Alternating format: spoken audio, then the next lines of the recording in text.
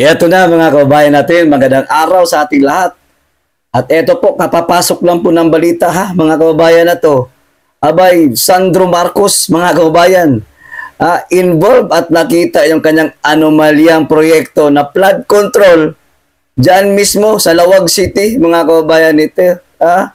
Matatandaan mga kababayan natin na sinabi ni Congressman Sandro Marcos, mga kababayan, na yung flood control projects daw ay hindi maaaring imbestigahan ng Kongreso. Tama nga naman, di ba? Paano natin iimbestigahan kung gayong mga buhaya at mga kawatan ay nandiyan mismo sa loob ng House of Crocodiles Representatives? Pera na lang doon sa mga matitinong congressman, di ba? Hindi naman kailangan pa dapat pag-usapan niya na kayo ang mag-iimbestiga. Dapat lang talaga may ibang mag-iimbestiga. Gaya na lang ng ginawa diyan sa Senado o diyan sa Blue Ribbon Committee sana nitong si Marcoleta. Pero anong ginawa ninyo? Ginugulo, binago ninyo diyan ang liderato diyan sa loob ng Senado. Ngayon ay nagkaroon na tayo ng Senate President na si Tuta Soto. Huwag nyo na kami linlangin. Kitang-kita naman talagang tuta talaga ni Bongbong Marcos. Ito na mga kabayan tingnan nyo yan mga kabayan natin. Yan po ang halimbawa na kaya nga pala, ayaw nilang imbestigahan kasi nga mababaktoyo sa kanila yung kanilang mga ginagawang kabulastugan sa gobyerno natin. Kita nyo yan sa Lawag City. Tingnan nyo yun, biak-biak na yung mga substandard. Yung bakal na parang toothpick lang. Parang kasing laki lang ng toothpick at payat na payat. Parang si Sandro Marcos, parang tukog. Sa Bisaya, parang tukog. Parang walis ting-ting. Na para bang design lang pero hindi talaga iniisip kung ito ba ay solido at pulido na pagkagawa. At saka yung simento, kita niyo mga kabayan, napaka-nipis. Hindi kagaya doon sa Davao o sa mga nakakita sa video natin sa flood control sa Davao kay Pulong Duterte. Kita niyo naman kung gaano kakapal. At saka yung paglagay ng bakal ay talagang doble-doble po. Dalawa po yung magkabilaan para talagang solid po ang paggagawa ng mga diki, yung flood control sa Davao City.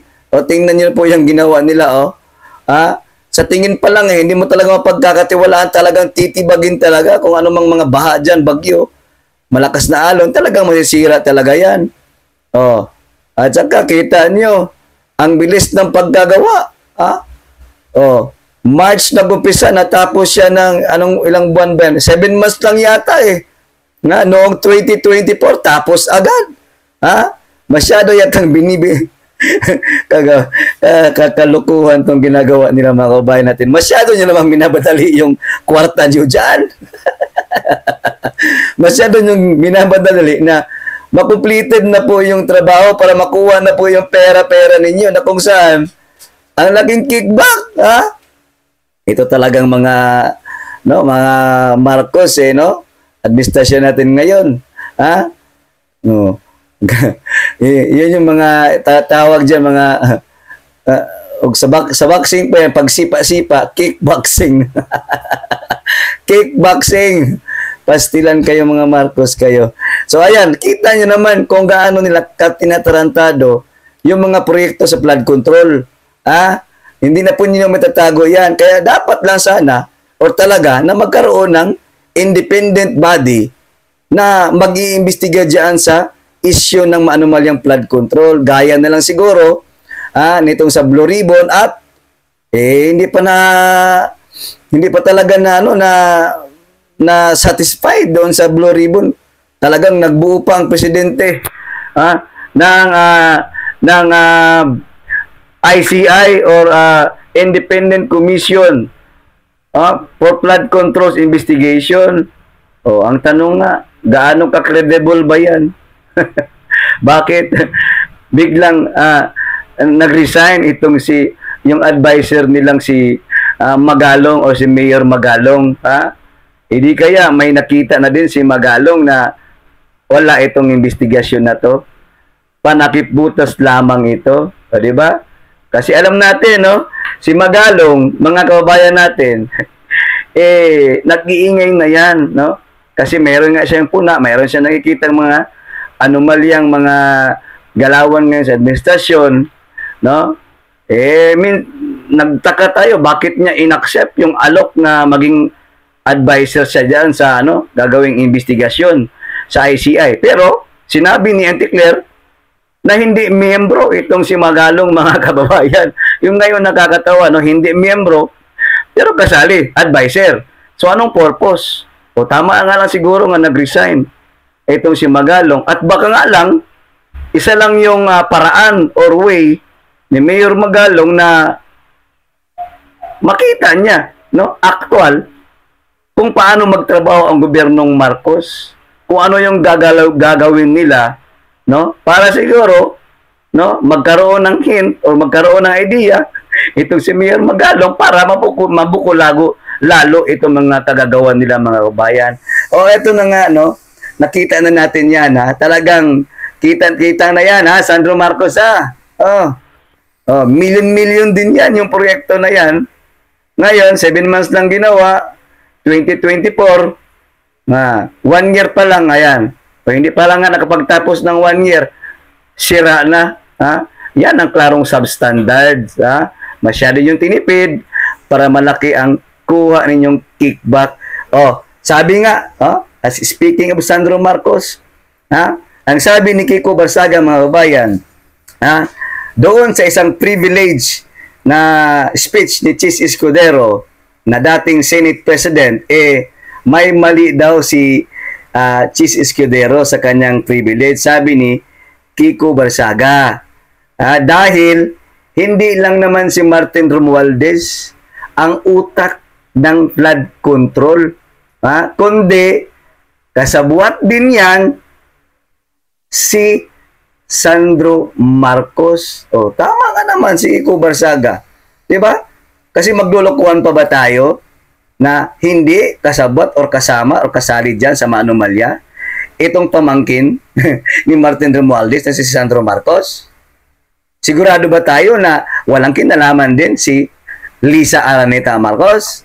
Sigurado ba tayo na ang presidente nating bangag, nagpabangag-bangag lang, nagpakunwari lang na wala siyang alam na malaki na pong nakulimbat ng pera sa taong bayan itong flood control projects na ghost projects nila?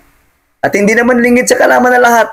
May malaking issue doon sa GAA, no, doon sa budget sa 2025, yung napakalaking mga insertion. Hindi pa ba sapat iyon? Kaya may punto si Kiko Barsaga, mga kababayan, na dawit talaga lahat. Ito involve yan mga Marcos, lalong-lalo niya sa Sandro Marcos, mga kababayan. Kaya ako, agree naman. Kasi alam ko, agree ako talaga yan sa, alam ko, whole script lang yan no? Kasi mga magnanakaw ay halata naman kahit hindi o ayaw nilang magpapalata. Kasi, di ba? Kasi naman, kahit di nyo sabihin, hindi ka nagpapalata, no? Sa Bisaya, lata na mo, no? Sumisingaw na yung baho ninyo. Hindi na po kinaya ng taong bayan kasi, mga buhaya, nasira na yata yung lamang loob, no? Sa kakakain ng mga manakaw, di ba? Yun talaga, masisira talaga yung laman loob mo dyan. Mag-aalingasaw talaga at lalabas talaga ang katotohanan. Di ba? Kayo naman, no? Itigil nyo na yan. Alaka, malapit na matapos ang terbino. Nako po, sisingilin kayo ng taong bayan. At pagka si BP Sara ang naging Pangulo, bintik lang ang walang ganti. Kasi makikita talaga yan kung paano ninyo winaldas ang pera ng kabanang bayan mula noong naupo itong si Bongbong Marcos hanggang ngayon. Panaginip lang ang kanyang build better more. Lintik, di ba? Sa kabilang dako, mga kabayan natin, nag-react naman si Congressman Pulong Duterte kay Sandro Marcos. Bakit nga ba? Walang ghost project dito. Di ba? Ang ibig sabihin, walang ginagawang kalukuhan pagdating sa mga infrastructure project kasama na po yung flood control dito sa Davao. Yan po ang sagot ni Kong Pulong sa kanyang reaksyon dito kay Sandro Marcos. O, sabi ni Kong Pulong, di ako naghahanap, pero ang taong bayan, hinahanapan kayo ng resibo. Di ba? Suplak kayo, di ba? Ang taong bayan na kasi mismo ay naghahanap sa inyo eh. Ni mismo wala kayong mapakitang konkretong flood control na resibo dyan sa napakalaking budget na yan. Di ba? E tingnan nyo sa Davao, nakailang beses na tayo ng pag-iikot, no? Na-cover na natin yung flood control, yung mga dikes. Maayos naman sa Davao, ang kakapal nga eh. Ha? Kahit sabihin natin, hindi gaano kalakihan o kataas pero solid ang flood control project sa Davao City at makita mo talaga na hindi tinipid.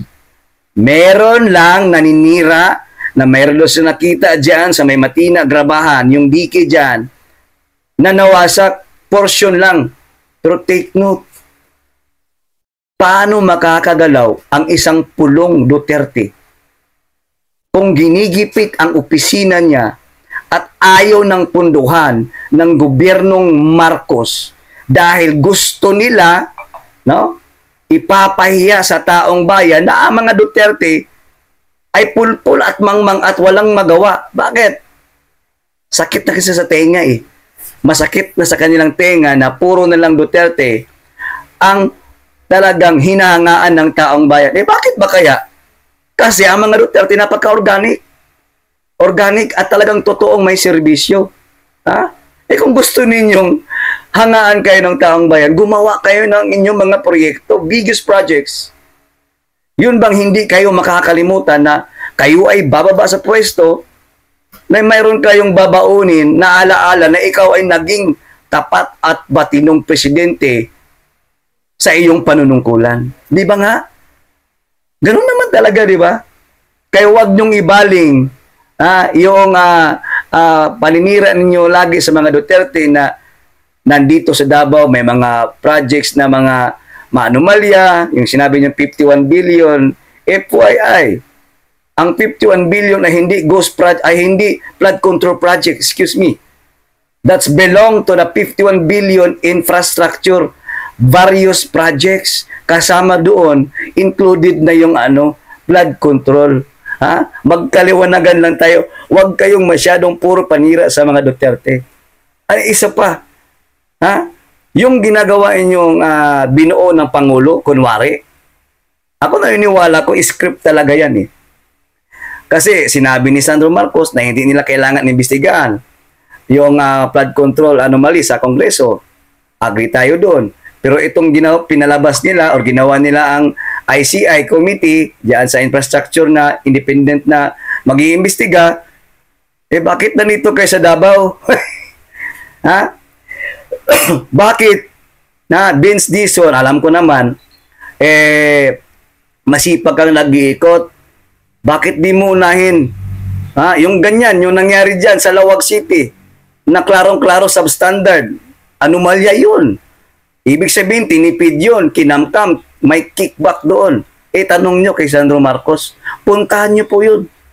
Bakit kayo napunta sa Davao City at sa kalapit na Davao province? Nagpapahalata lang na kayo ay dahan-dahan ng pumapasok sa Davao City at alam na namin yan eh, no?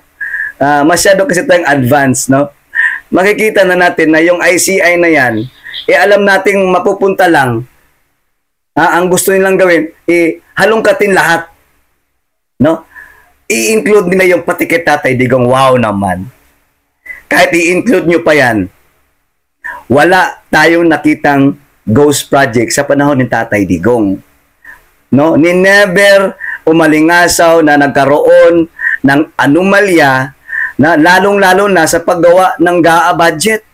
Nakailang GAA budget, 6 na taon na ginawa ng mga Duterte sa kanilang administrasyon, wala man tayong nakitang problema.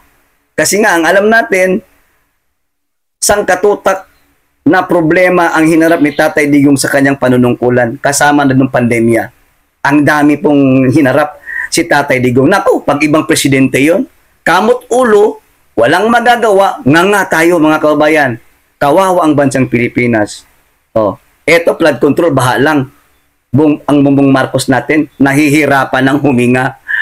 Sumisikip na yung dibdib, naninikit yung batok. Ayan, nagka-dandrap na kasi puro ng kamot. Diyos ko Lord, anong klaseng presidente ito? Di ba? Kitang-kita na talagang gusto lang nilang siraan ang mga Duterte. Opinion ko lang dito, wala namang problema, di ba? Ito yung sagot ko. Wala namang problema mag-imbestiga. Pero unahin ninyo ang sentro ng problema ng korupsyon. Di ba? Doon tayo sa sentro ng korupsyon kung saan nagmula. Di ba sa mga binunyag ng mga diskaya at kung kaninong administrasyon sila nakapagkulimbat ng malaking kawat sa kaban ng bayan. Di ba? Nandun ang sentro sa mga contractors. Sino ba ang pinakamalaking malaking pangalan na na-involve dyan na kung saan nagpapahiram ng kanilang mga lisensya para makapag-operate at sa isang bidding, isang katutak na kumpanya, sila din yung may-ari o diskaya. Di ba? Yun naman talaga yung resource person. Sila naman talaga. Sila din ang nagsiwalat na involved nga at may mga porsyento-porsyentong hatian. No? Kasama na si Zaldico at kung ano at ilan pang mga district engineers, mga empleyado na mga DPWH officials, o si Martin Romualdez, si Tambaloslos, nabanggit ang pangalan, isiniwalat na po ng mga diskaya. Pero bakit lumilihis tayo sa usapan? And yet, ang DOJ, hindi man lang nasali itong si Martin Romualdez na paiimbestigahan. Di ba? Kitang-kita na. Alam na this. Kaya wag tayong maglokohan. Mga kabayan, ito po yung video. Papakita natin sa inyo yung sinabi na statement nitong si Sandro Marcos na parang alam na natin na yung galawan nila puro na lang panakip butas na lang ba. Kung baga, sasabihin nila, hindi kami mag-iimbestiga, syempre. Alam naman natin yan. Paano nga mag-iimbestiga? Paano nyo nga iimbestigahan yung Kongreso? Alam nyo naman na nandyan lang kayo, yung mga kasamahan yung kawat-tanding buhaya dyan sa loob ng Kongreso. Ito po yung video mga bayan. Panoorin po natin. Criticisms that, what do you say about criticisms that the House doesn't have the credibility to conduct its own investigation into flood control projects? I actually agree. There are I agree. dozens of contractors. I agree. Sir? In what way, ma'am? Why would a body investigate itself? So you're in favor of creating? I think it would be wise and prudent on us to wait as to what the executive has to say and what their actions are with regards to the president's speech in the SONA. I think we shouldn't get ahead of ourselves. The president already released certain names and figures in his press con the other day. I think what will be happening in the next few weeks, although the House, I believe, should assist in being able to identify where the anomalies are, I think it will be primarily the prerogative of the executive to be able to identify where these anomalies lie, given the fact that, again, the accused, so to speak, is within the legislature. Dapat ba, sir, mami na yung mga congressman na kasama? I'm sorry? Dapat ba mami na yung mga congressman na... Hindi na marinig, sir. Sorry. Dapat po ba mami na yung mga congressman na... Umamin? Oo. Well, again, I think it's the prerogative of the executive to identify. I think the House should assist. I'm not going to tell the members what they shouldn't do. I think, alam mo naman, we're all grown men and women here. But in any case, it should be incumbent.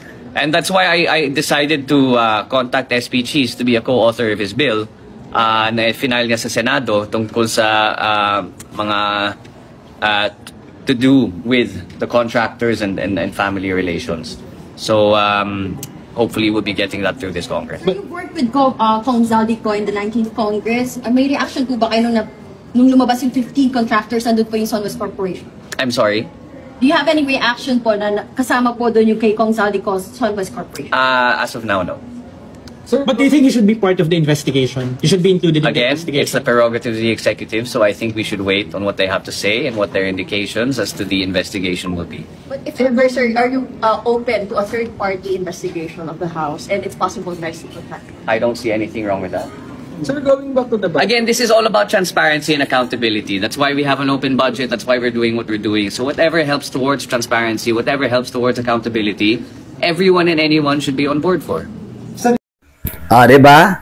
Yan yung sabi ni Sandro Marcos. Ngayon, eto, yung flood control projects, hindi maaaring imbestigahan ng Kongreso ayon kay Sandro Marcos. Sang-ayon ba kayo dito, mga bayan? Sang-ayon ba kayo na ganyan ang ni Sandro Marcos na hindi daw nila iimbestigahan ang Kongreso?